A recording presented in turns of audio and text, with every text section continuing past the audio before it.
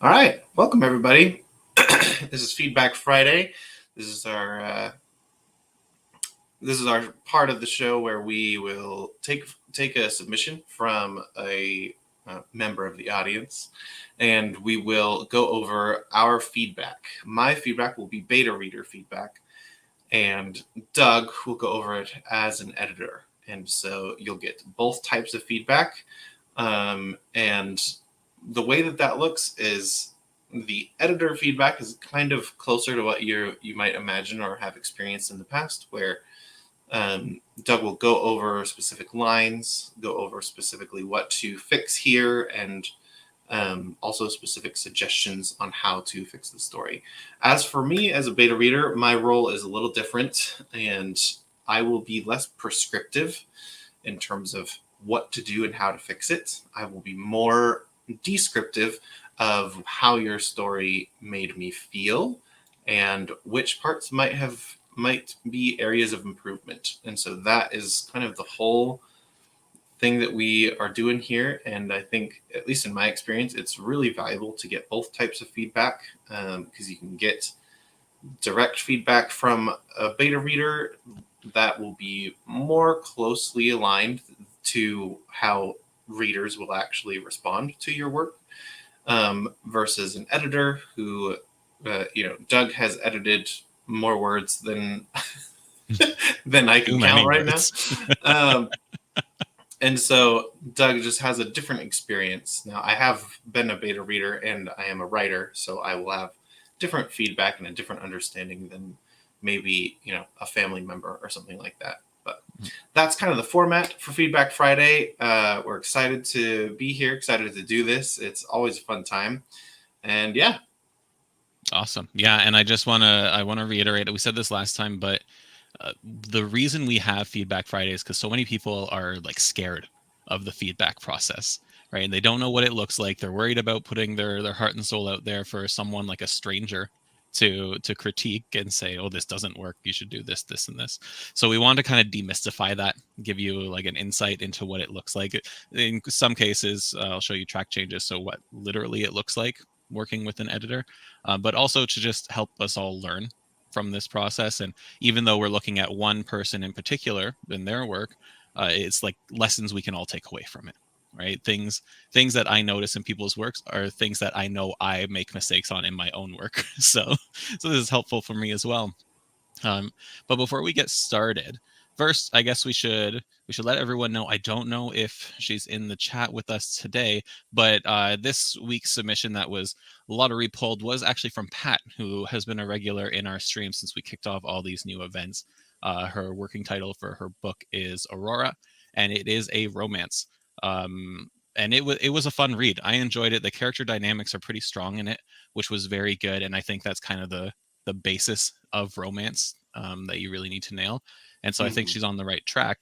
But something that Pat asked about specifically was focusing on dialogue and how it didn't necessarily feel right to her, how sometimes it felt awkward, how sometimes it just felt like it was shoved in there. So I took some time to look through her work, and we're gonna each go through our own individual feedback and give people insights. But something that I really want to focus on for everyone watching, whether you're watching live or later, is if you want to write good dialogue, there's two things I really want you to focus on. And we did a workshop, so you can go watch that. It's on our YouTube channel called Writing Dang Good Dialogue. But first, character voice. You really, really need to nail character voice if you want to write good dialogue. Voice is not just how they sound, it's how they act, it's where they come from, it's what influences them, it's how they react to situations. It informs everything about what your character does, especially speaking. So if you want to get authentic dialogue, start with voice. Then from there, think about the three core elements of dialogue. And one sec, I'm going to cough. Okay, we're good. The three core elements of dialogue are the very basics of what the person wants to say. Boil this down in your head to a simple sentence like, I want to know more about this. I'm worried about this. What's the situation? Are you okay? Those are very basic questions or statements that they want to understand. From there, you're going to layer on the character's voice. So that's why you put in the work beforehand to refine their voice. And then you take that simple statement, you say it as they would say it. So someone like a hockey player, for example, won't ask, "How are you doing today?" They'll say, "What's good, bud?" Like that's their voice. That sounds a lot more authentic than someone coming up and say, "How are you doing today?" Right? Not that people don't say that, but my hockey friends wouldn't say that. So then from there, we take it to a third step, which is where you layer on your own author voice to it and you pretty it up and you make the prose worth reading. And that's why the readers come and flock to your work, because you add on your own unique layer of storytelling. So those are the three fundamentals for dialogue if you want to write something that sounds really good. Start basic, layer on character voice, and then add your own author flair to it. Right. And I see Hank in the chat there. Good morning, Dabblers. Good morning, Hank. Hank is off today, but he has blessed us in the chat with his presence. So thank you, Hank. Yeah, so I just wanted to mention that about dialogue. And again, if you haven't seen our workshop, it is available for free on our YouTube channel. I will post a link for that in the YouTube and Facebook chat. While Robert, you kick off your beta reader feedback. Awesome.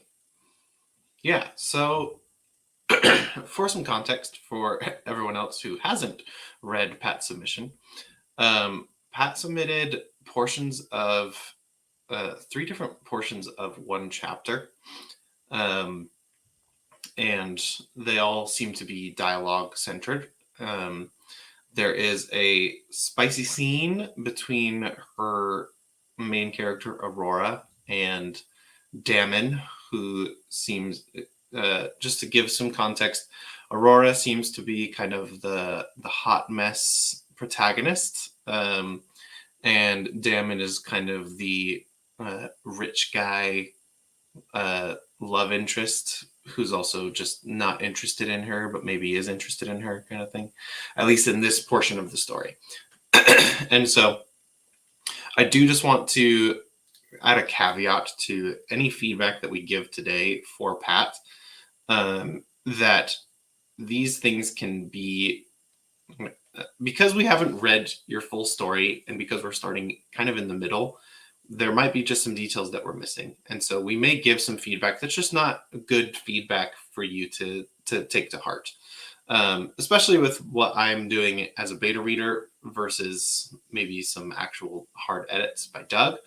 But I just want to give that caveat that, we may leave some feedback of like, I didn't really understand who this character was or whatever it might be, but then you can respond in your own head. You don't have to like actually email us back, but you can respond if you want.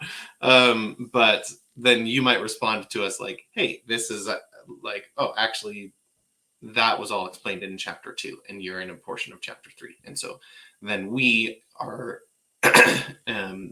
we're not giving the best feedback, but we're trying our best to like help you better this piece. And so just wanted to make sure that was clear. But if I could just add on there too, anytime you're getting feedback as an author, whether it be from beta readers or critique partners or editors, ultimately you know your story best. So they will give you good feedback. Like as an editor, I will do my best, and in some cases provide you with objective feedback when it comes to like spelling or grammar or sentence structure or something like that.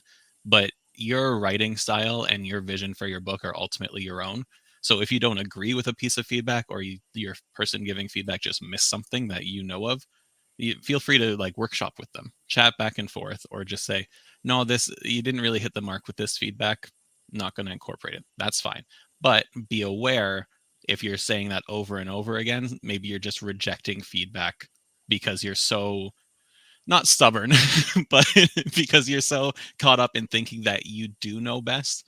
And while you know your story best, there might be things that you don't know about like writing or storytelling or how it comes across. Yeah, totally agree. So your story is your story. That's kind of the the moral of our message there. So don't take everything we say as like doctrine per se. But with that, for my beta reader feedback, the way that I structure it is I will start with things that I liked and then move on to some areas of improvement. Things that I liked. The first thing that I like most is the protagonist's voice and like character herself. She's sassy, she's silly, she's a bit of a mess, but she's also confident at times, and because of that, it just makes her a fun character to be around, to read, to experience.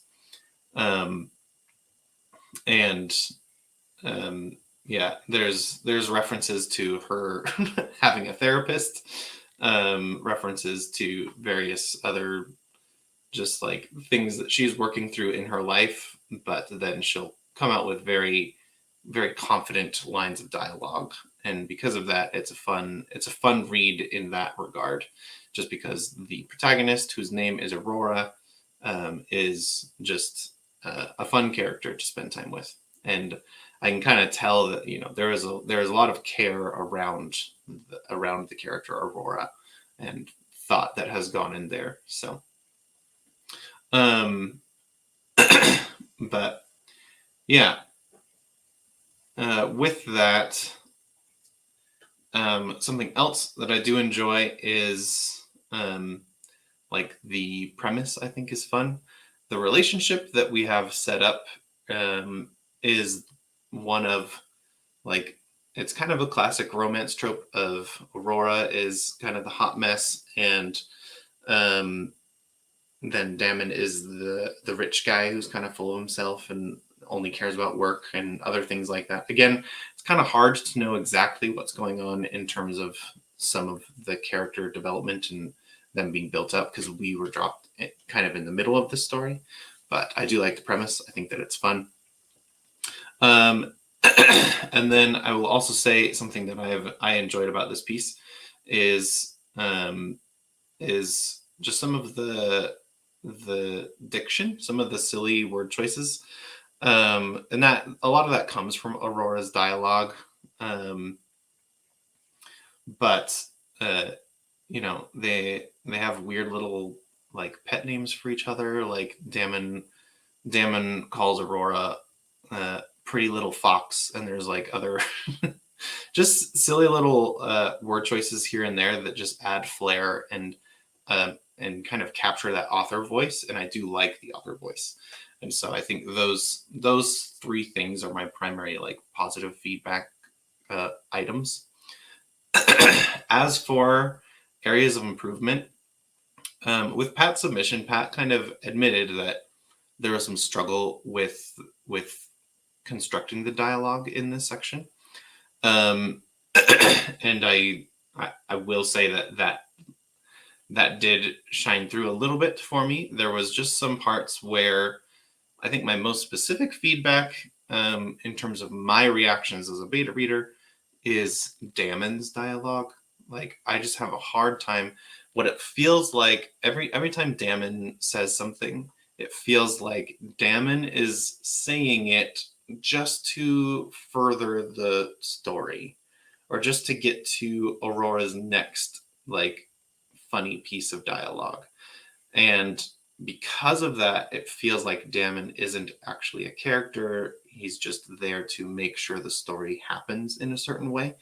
Um, and so that is my biggest like um, stumbling block, I guess, in terms of the flow of the dialogue. Was Damon is an important character, but I had a hard time just piecing together who he was, what he cared about, and with his dialogue specifically, I just felt like sometimes what he was saying was just to get us to the next beat of dialogue, or to the next beat of whatever might be happening next in the story. And Sorry, do you mind if I tack on to that, Robert? yeah, totally. So from my experience as a line editor, that's really not uncommon for a lot of stuff, and you're absolutely right in pointing it out. And that, I think, when you need to look at it from two perspectives. Like when I say you, I mean Pat and anyone writing dialogue like this. First, in a romance, the love interest, and I was calling him Damon, so I might go with that rather than however you pronounce it. But Damon is the antagonist, right? The other love interest is the antagonist generally in a romance story. because the ultimate goal is for them to end up together, and there's some resistance, there's conflict, they're coming from two different worlds. So keep that in mind when they're interacting. That doesn't mean they need to always be arguing about something, but it means that there's likely going to be some kind of resistance that's nagging at the back of his mind, because they are from two different worlds, because she's connecting with his staff, because like things that he doesn't get, she's able to get. And then the other thing is really, again, boil it down to why is, hold on, let me just get rid of, we have a little spam comment going on here. Boiled down to why is he saying these things? Like why is he mentioning these things? It's because he wants to know something, or he wants to share something. If it's just to push it along to Aurora's next line, then it's going to feel inauthentic. So ask yourself why he's saying it, not why it needs to be said. Sorry. Yeah, no, I totally agree. And what I was going to say is that I have also done this in my own writing. I have had characters just kind of say things that don't really have any personal meaning behind it, just to get to the next thing that's happening. Because it's tricky when you're writing and you're in your own brain and you know how the story is supposed to go, and kind of through the transitive property of just like knowing what's going to happen, your characters suddenly know what's going to happen next and what needs to happen in the story. And so it's totally a normal thing to go through, where you may have, in your dialogue specifically, you may have characters that are just saying things just to get to the next point. And so that's where we would go back to those main three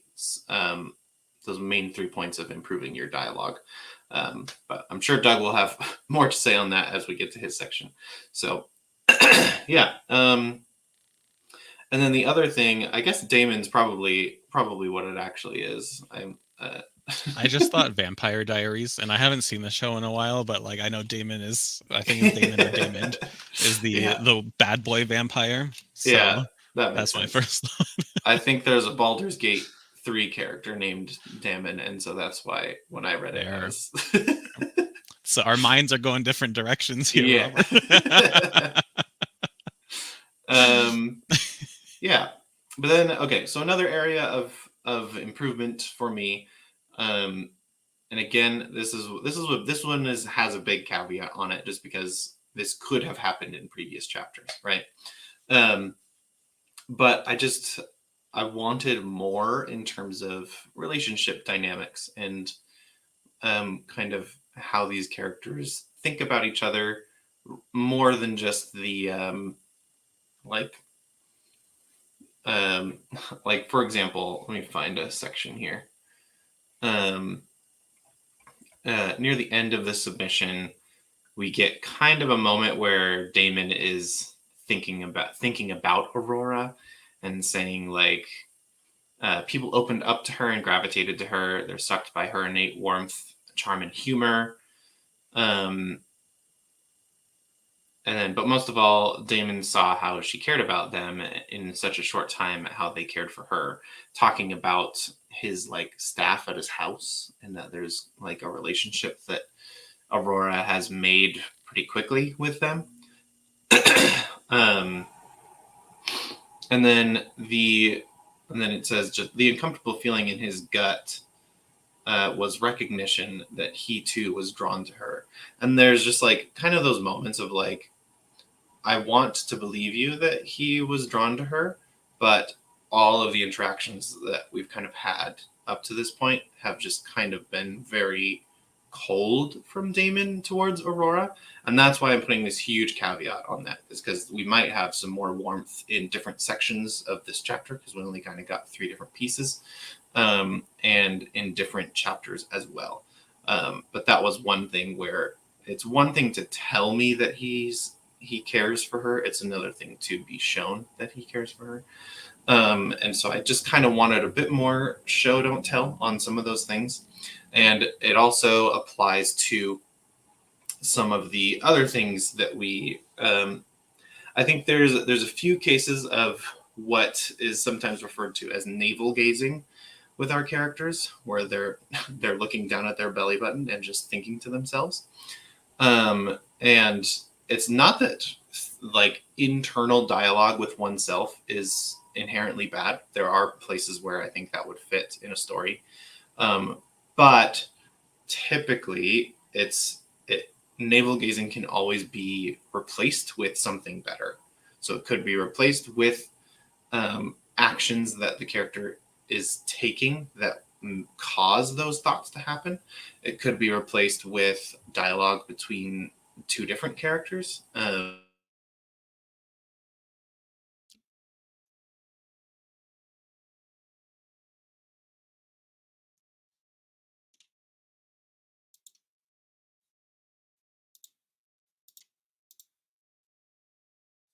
don't know. Robert, can you hear me? Because I figured.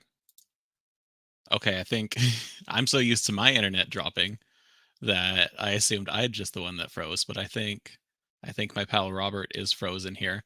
He's had some issues. We've all had issues with technology lately. Um, so let me know, Hank, if you're still in the chat, if you can let me know if you can hear me or if you still hear Robert. Let me just. Okay, nope. Clearly, Robert's been bumped out. So you just have me. Unfortunately, the whims of technology do that to us sometimes. So if we can get Robert back in here, he will finish up with his beta reader feedback. Otherwise, we'll just transition over to the line editing feedback that I got.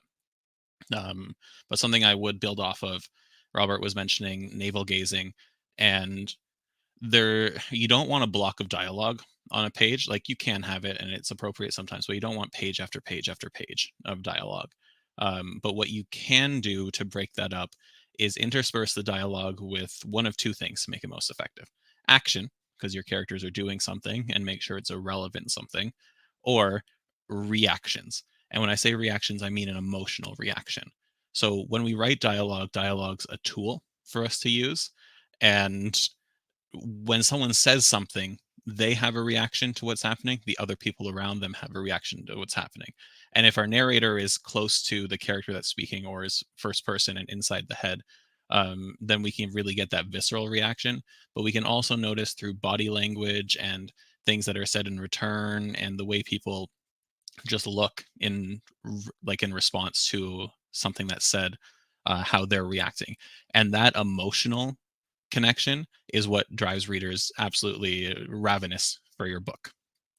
So really, instead of, if you're interspersing with action, make it relevant. Don't just make it, he pulled up a chair or something. Like, that can be played off differently. If they're just minor actions or just kind of staring around, we don't really need to hear that. I'm much more interested in the characters' reactions from an emotional standpoint. So yeah. So Robert sent me a message saying his internet dropped. He'll be back, hopefully. Otherwise, I'm just going to pop up a few little examples that I pulled from the submission here to show what track changes look like, and what, as a line editor, I'm giving feedback on, for when if you choose to work with a line editor, what you can expect, or just stuff you can look out for on your own. All right. So Feedback Friday, Aurora is the working title. Again, thank you to Pat for submitting this. Bummer that Pat's not here, because she is a regular, but I'm sure she'll be thrilled when she gets this back. So this is what feedback really looks like. You can expect to see this when you send your stuff off to someone. We did this in Google Docs, or this is uploaded in Google Docs, where I gave my feedback. So Google Docs does the green changes, post comments on the side. Track changes in Word often does the same. So something that was awesome, and Robert really mentioned this, is how Pat really nailed the voice of Aurora specifically. And in this line, there's some great characterization we have here, where perhaps our therapist was right. Aurora could hear her dulcet tone echoing, "We choose partners based on how we value ourselves. You, Aurora, need to value yourself more highly, or your life will be an endless round of Martys." That's such a great line, because right away we know exactly who Aurora is. We know what her dating pattern has been like. We know what her love life has been like, just from this one line. Fantastic. I think this is a great piece.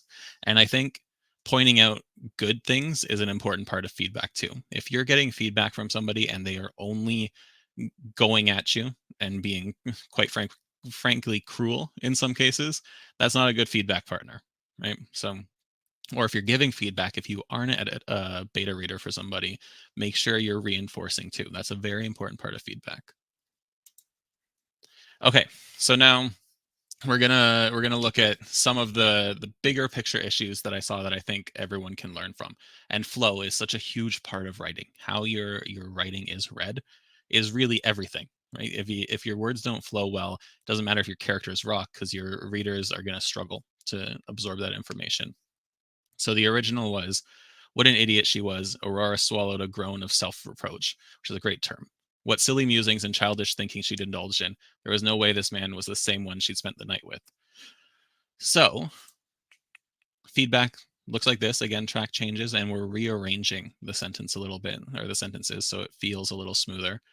So Aurora swallowed a groan of self-reproach. What an idiot she was. What silly musings and childish thinking she'd indulged in. There was no way this man was the same one she'd spent the night with. And I put the original under there, little faded out so you can compare them. But we combined a couple of these so there was a little more flow between the "what an idiot she was, what silly musings and childish thinking she'd indulged in." That just flows a little bit better. We also removed one of the semicolons, because semicolons, while useful, are such a unique piece of punctuation that overusing them can be really distracting for a writer, or for a reader. My apologies. We also need to talk about dialogue tags. And if you came to the workshop last week, has it only been a week? You know I'm obsessed with dialogue tags. One of the things that Pat pointed out is that she's not a fan of a lot of he said, she said in writing. She doesn't want it to appear repetitive or monotonous. And for that, I can understand that, and I think that overusing them, boom, boom, boom, all in a row, it can be monotonous.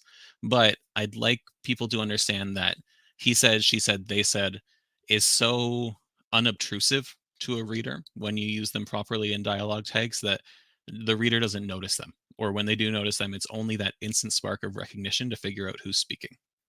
So at no time have I given you permission to treat me less than. Stabbing a finger into his chest. Your behavior is unacceptable. He stared at her like she'd grown horns. Go shopping, rich boy. Buy some manners. And so in here, this is almost more a copy editing issue, but stabbing a finger into his chest isn't actually a dialogue tag, but it's being treated as one here. So we need to change it around a little bit. And that's what this looks like. Again, pretty simple edit, but it's important, and it makes it a little more readable. So, at no time have I given you permission to treat me less than. Period. She stabbed a finger into his chest. Oh, the comma that was supposed to be removed slipped through there. Your behavior is unacceptable. He stared at her like she'd grown horns. Go shopping, rich boy. Buy some manners.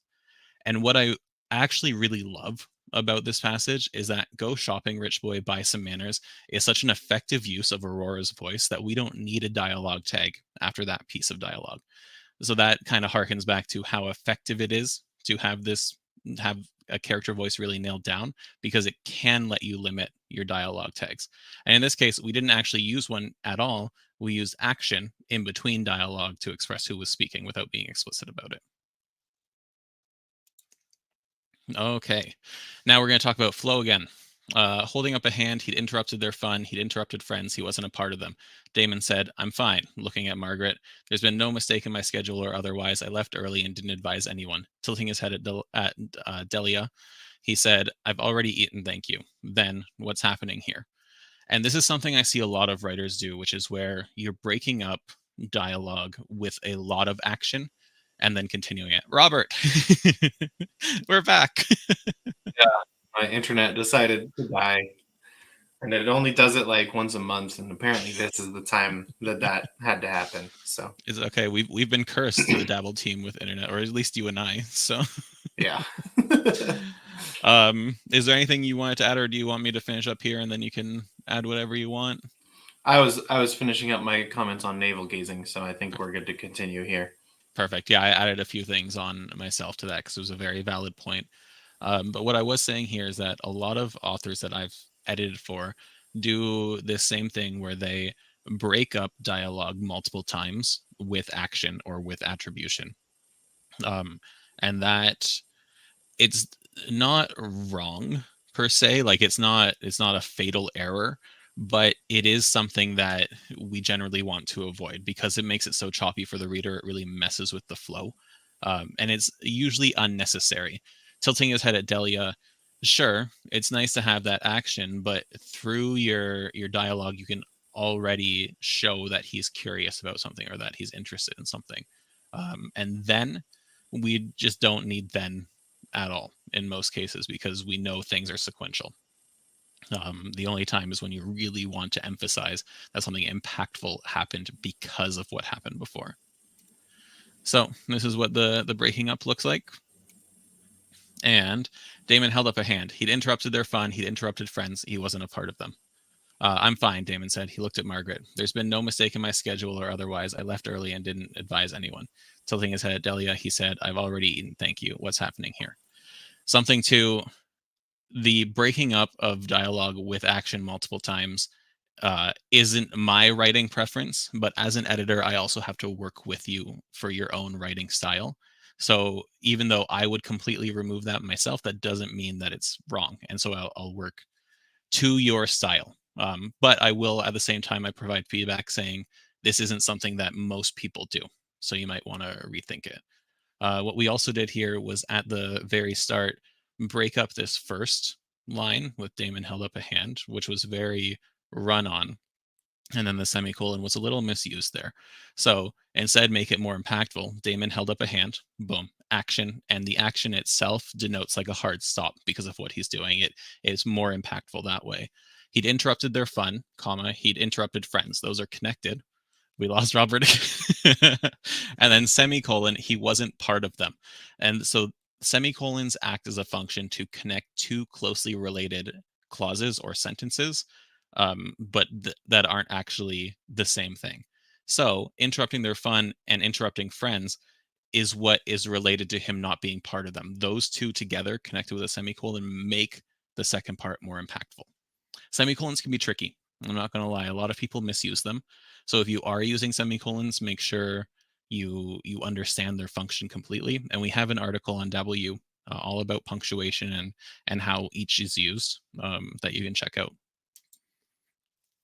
All right, here's some structure we want to talk about. But then they let out a collective breath when Damon pulled up another chair, saying, "Sure, what's the buy-in?" The thing with this structure, and let me just show you the change before we talk about it, is that we moved the collective sigh to after the action because there's a tendency for some folks to write something that happened, then write the cause. And so in your reader's head, they then have to backtrack to before what they just read. Sure, what's the buy-in? Damon pulled up another chair. Boom, the actions happened. Then they react with a collective sigh. It's not, but then they let out their collective sigh, and then we find out why they did that. That unless you're writing like a mystery and really want to build suspense, you want it the other way around. Action, reaction, not reaction, and then telling us the action after.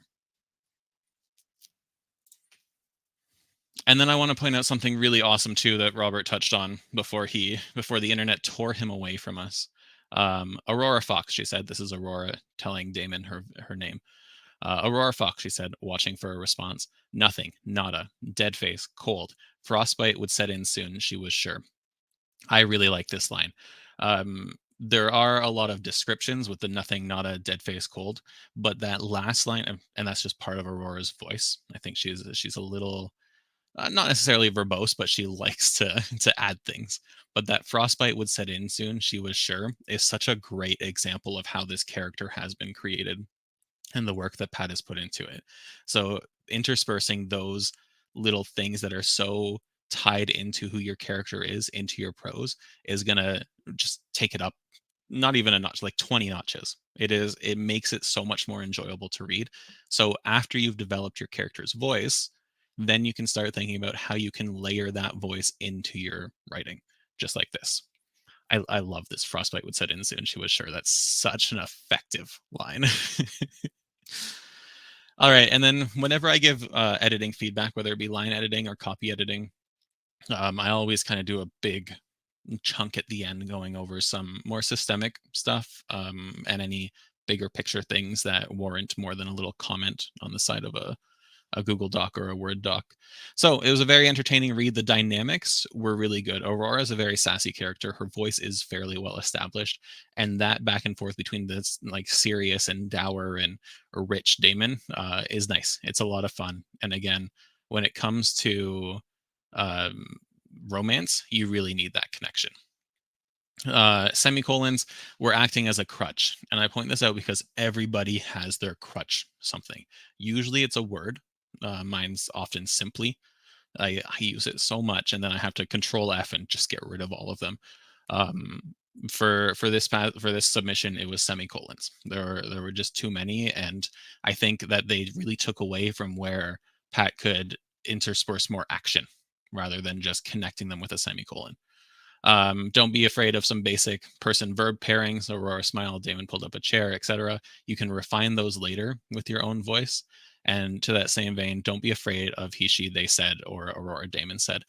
That's something that Pat pointed out. And there is an argument for a preference to not use that as often as most people do. But in not using it, you're drawing attention to its absence. Whereas he, she, they said is so ingrained in your reader's mind that they aren't distracted by it. As long as it's not short dialogue, he said, short dialogue, she said, short dialogue, Doug said, repeat, repeat, repeat, repeat, right? If you're mixing in those actions and reactions and the emotions that come from dialogue being spoken to one another, then no one's going to notice it. I promise. Dialogue tags after dialogue are less noticeable than those that come before. There are 3 places you can put dialogue tags when you're writing: before, in the middle, or after. After is the most common. In the middle is the second most common, and before is the least common. And there was a tendency to put the dialogue tag before. Damon said, comma, then the dialogue. There's nothing wrong with that, but the overuse of it becomes distracting. So just try it when you're doing your own writing, try and limit that instance. And if you are putting it before, ask yourself why you're putting it before. Like whenever we do something that is not the most common usage of it, we need to be asking ourselves why, because your readers are going to be asking themselves, why is this like this? And then break up long back and forth with meaningful action. Again, how does it make it feel? What's the impact? How are people reacting? That's really the purpose of dialogue. It's to find out information and see what's happening around you. If people are just speaking back and forth and no one's reacting to it and no one's having an emotional connection, or they're getting sad or they're ecstatic or they're stressed, like we read, especially a genre like romance, we read that for the characters and their emotions. So if you want your dialogue to be taken up another level, you need to really focus on how characters are reacting when they're speaking to one another. That's the chef's kiss, right? That's what we're here for. All right, a big thank you to Pat. It is terrifying putting your work out there, and to put it on display, it takes some real bravery there. But I hope we provide some valuable feedback. We will be emailing Pat both of our feedback in Word or in documents for her to incorporate and take a better look at. Because when I give feedback, there's something like 50 to 100 different suggestions that I give on a 2,500 word piece.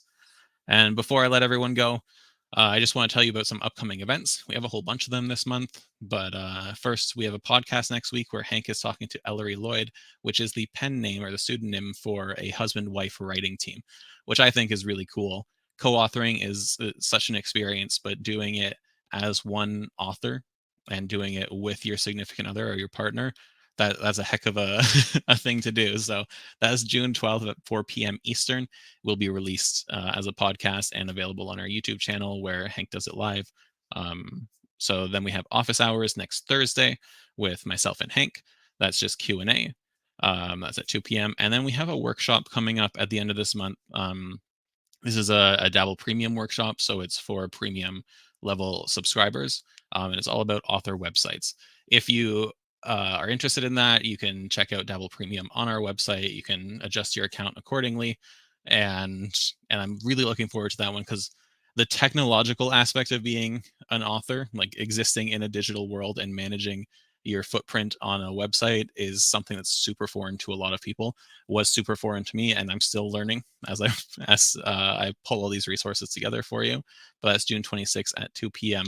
Registration link will go out to premium subscribers soon. So if you want to be a part of that, check out Dabble Premium on our website. Otherwise, we have Robert in the chat there just in time for me to say goodbye. I hope everyone found some value in this experience, and I hope that we kind of demystified feedback for you a little bit. And once again, thank you for Pat for submitting such a fun piece for us to read and provide feedback on. And I hope everyone has a wonderful weekend. It is gray here, but I hope it's sunny, or if you like the rain, I hope it's rainy where you are. All right. Goodbye, everybody.